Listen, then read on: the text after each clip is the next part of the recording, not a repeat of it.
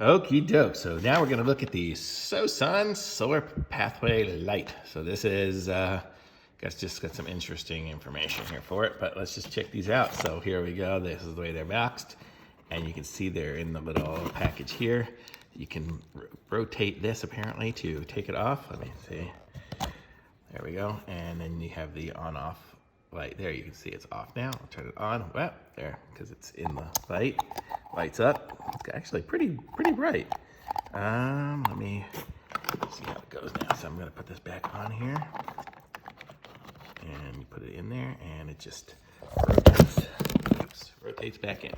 So there. So that's the light, and you can see it lights up there, and then the solar's there, and it comes with 12 of these babies here, and then under it are the 12 stainless steel stakes. So let's just take a look at what one of these looks like. So here's the stake, and obviously this comes out, and we rotate it around, and put it in there. So there, that's gonna be, so it'll go like that, and then this, and then the light will go on top. So that's the concept of it. So excited to put these out. Gonna give these put them all out around the backyard tonight.